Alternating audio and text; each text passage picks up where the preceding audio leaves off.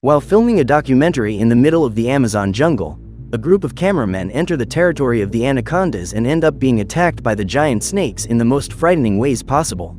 Today we're going to recap the story of the movie, Anaconda, from 1997.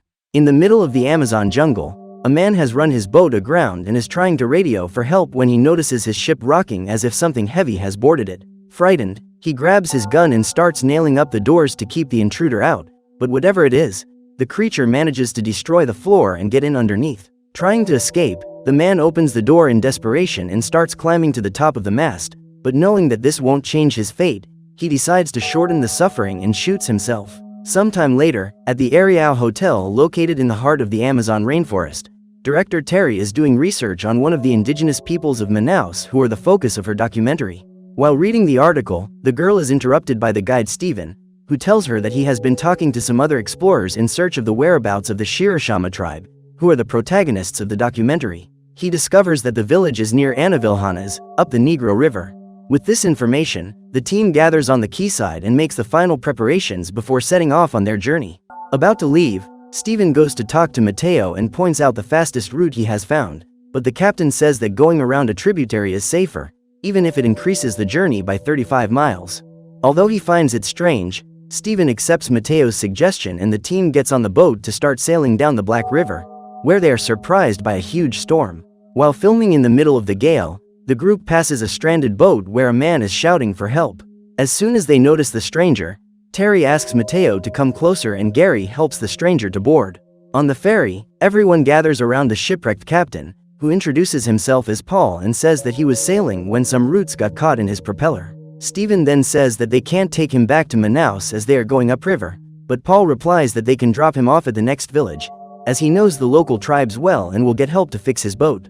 After the storm, everyone stops to rest and Paul takes the opportunity to fish with a harpoon, which makes Stephen curious about the origin of the guest. Paul then says he's from Paraguay and that he came to the Amazon jungle to make a living catching snakes for zoos and collectors. After introducing themselves, the snake hunter asks what kind of animal they have come to catch and Stephen replies that they are making a documentary about the Shirashama people, known as the Mist People. As soon as he hears the name, Paul says that he's already found them and can take them to the location, but producer Warren doesn't believe him and accuses him of trying to lead them into a trap. Upon hearing this, the rest of the team think that the producer is being paranoid and decide to trust Paul and continue their journey upstream. At night, Stephen and Terry spend some time watching the fireflies without realizing that on the shore right next to them, a gigantic anaconda is lurking and attacking a black panther, which, despite being a big cat, has no chance of defending itself. The next morning, the group continues up the river until they come across a gigantic totem of a snake wrapped around a man. As soon as he sees the object, Paul says that the sculpture was made by the Shirashama, who worship snakes. Continuing the story, he says that these people worship anacondas as protective goddesses and even have a legend about the universe being shaped like a snake. As soon as he hears the story, Stephen says that he knows the legend but that it actually belongs to another indigenous people, not the Shirashama. Even so, Paul continues to act like an expert and says that the indigenous people should be just to the right of the fork, but Stephen says that the water level is higher than normal and that the Shirashamas must have gone to higher ground, heading in the opposite direction to the one Paul is indicating. Even though he realizes that the visitor is trying to lead them somewhere, Stephen decides not to do anything and just orders Mateo to go left. After a long day's travel, the group anchors for the night and the duo responsible for the audio decide to go deep into the forest to record some sounds. Together, Gary and Denise start looking for interesting noises when they realize that everything goes silent overnight. Suddenly, something starts advancing towards the two, who run desperately towards the boat, only to be rescued by Paul, who shoots the creature with a rifle. From his room, Stephen hears the sound of the gunshot and grabs his revolver to investigate what happened, only calming down after discovering that it was just a wild boar that was chasing the couple. After the scare, the group continues their journey as normal until the anchor rope snags on the propeller. With no way forward, Stephen decides to put on his wetsuit and go underwater to cut the rope, but after some time in the river, something happens and he starts to struggle, swimming to the surface in a desperate way. As soon as he surfaces, the team thinks the guide is drowning and cameraman Danny jumps into the water to rescue him, bringing him back to the boat within seconds. After removing the oxygen mask, Mateo realizes that there is something inside Stephen's mouth and finds a poisonous wasp stuck in his throat. Frightened, Terry checks his lungs and realizes that he is no longer breathing, but Paul tells her that this is normal and makes a maneuver to keep him alive, opening a hole in his throat and sticking a straw in to let air through. Even so, Stephen is unconscious and will remain so for some time, requiring them to continue their journey without the guide. As the radio isn't working so they can call for help, Terry orders Mateo to go back the way they came, and Paul tells them that if they do this, it will take them 2 days longer because they're upstream. But if they take the route he suggested earlier, they'll shorten the journey by at least 45 miles. Even though she finds it suspicious, Terry knows she's running out of time and accepts the snake hunter's advice, even against Danny's wishes. Moving on, the group comes across a barrier blocking the way, and Paul pulls some dynamite out of his backpack out of nowhere, suggesting blowing up the barrier to move on. Even though she thinks it will be bad for the environment, the documentary's director knows that Stephen's life is at risk and has no choice but to give the go-ahead. With Gary's help, Paul ties the dynamites to the wooden structure and lights the fuse, causing an explosion so strong that some debris falls on the boat and knocks the gallons of fuel into the water. Along with the debris, a veritable rain of snakes occurs and a young anaconda falls into Warren's hands, curling up on his finger and trying to devour him even though it is still so small. After they get rid of the snakes, Denise realizes that the gallons have sunk into the river and says that there's no way out, but Paul replies that they should be able to travel for another 60 miles with the fuel in the tanks, more than enough to get back to civilization. As they continue their journey, the group comes across a boat that appears to be abandoned, and Paul asks Mateo to help him get there and see if it has any fuel. Inside, Paul realizes that this is the boat of his former companion who took his own life some time ago. Afraid that the others will find out who he is, the man rips the photo of the team off the wall and continues searching the ship until he finds a suitcase with several liters of reptile tranquilizers, as well as darts and other equipment. While loading the finds back onto the boat, Paul calls Mateo and tells him that they've found everything they need, but as he's about to get off the boat, the man slips and falls right in front of an anaconda.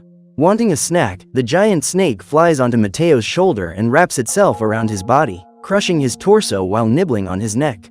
After twisting the pilot's body as if it were a floor cloth, the anaconda devours its prey while the other people on the boat wait without imagining what has just happened.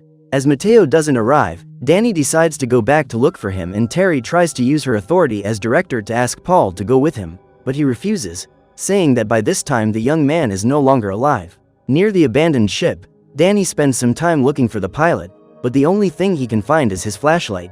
Back on the boat, Paul shows the skin of an anaconda over 15 meters long and claims that Mateo has been eaten by one, which scares the others even more.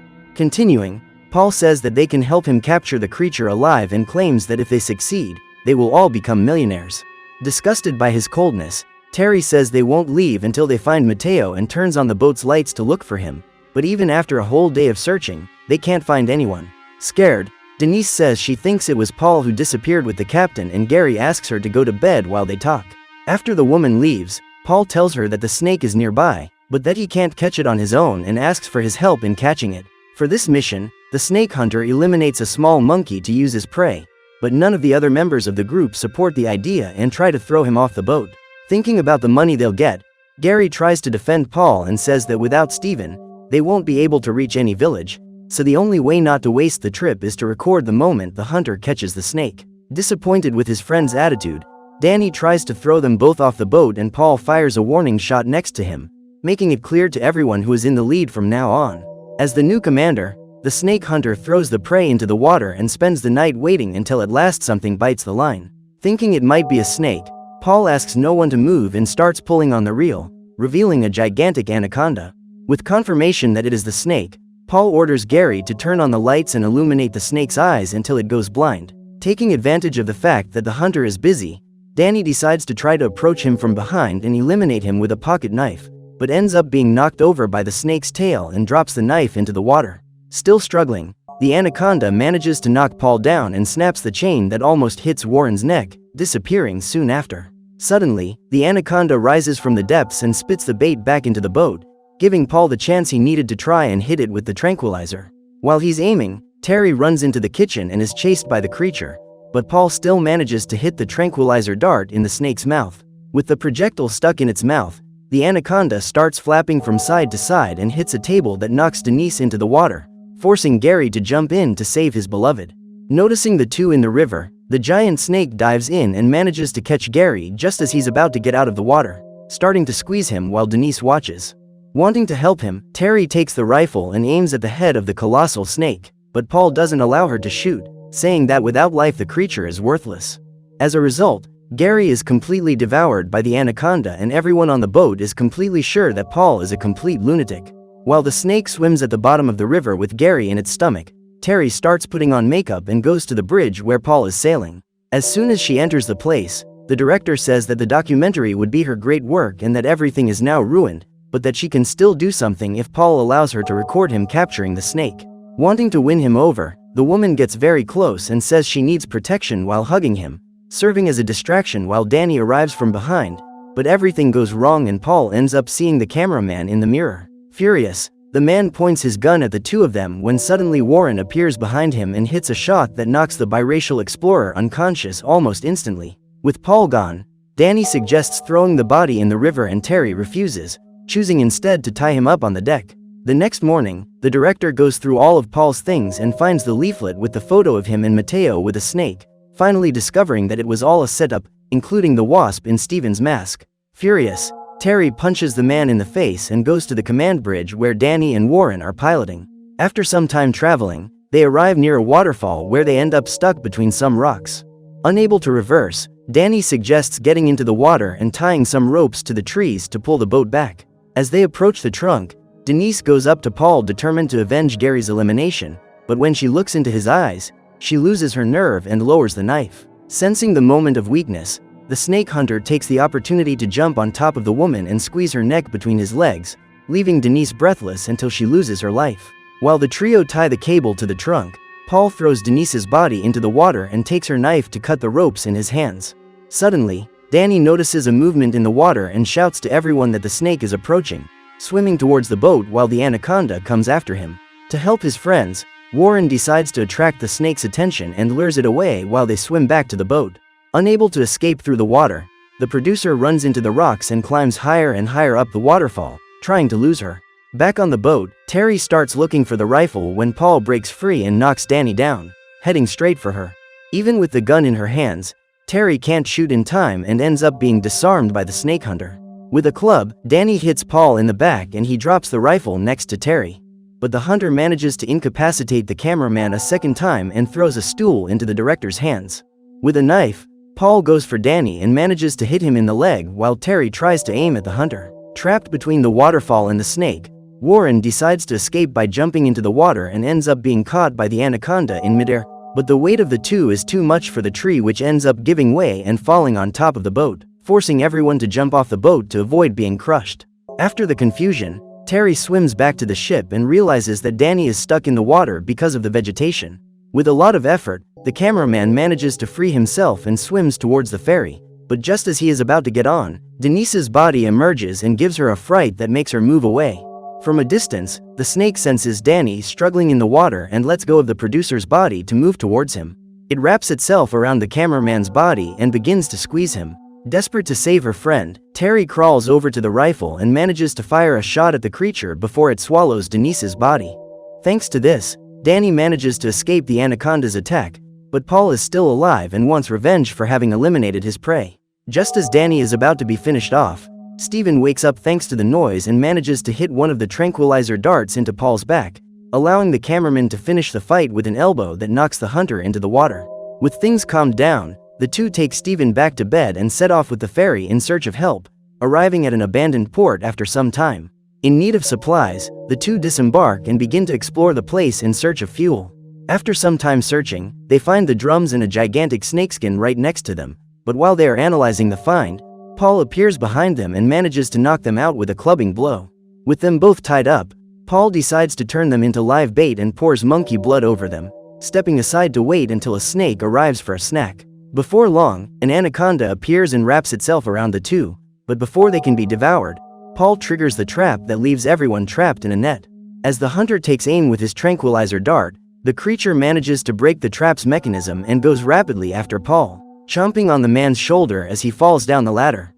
Even so, the snake hunter is still alive and trying to run, but the anaconda is determined to eat the hunter's lunch and goes after him, crushing every bone in Paul's body and opening its mouth to devour him while he's still alive. While the anaconda swallows its victim, Terry tells him to get the fuel and leave as soon as possible. but the snake is still not satisfied and goes after them for another attack. Terry tries to hide and accidentally ends up in a room where the anaconda's nest. Suddenly, the monster smashes through the wall behind her and spits Paul's licked body back out. Taking advantage of the gap, the woman goes to Danny and says that she will lure the predator into the chimney. While chasing the woman, the snake ends up knocking over the fuel drums and Danny decides he's going to blow it up. To do this, he attaches a tool to the anaconda's tail and asks Terry to go to the top. As soon as she gets just above, the cameraman lights the fuse and tells the woman to get out of the chimney as soon as possible. But the hinge is jammed and Terry gets stuck. With a lot of effort, the director manages to get through the big one and hangs outside until the chimney explodes, knocking both her and the snake into the water. Even with its body on fire, the anaconda is still alive and swimming after Terry, but ends up blacking out just as it is about to reach her. Thinking it's over, Danny tells her to get the fuel and get out of there as soon as possible. But just as he turns around, the hooded anaconda appears again and the cameraman is forced to finish the job with his axe, cutting a hole in the monster's skull. With that, the giant snake perishes and they can finally sail home, but not without first meeting the Shirashama people to record the documentary. So what did you think of this movie? Leave it in the comments below. And if you liked the video, like and subscribe for more movie recaps. See you next time.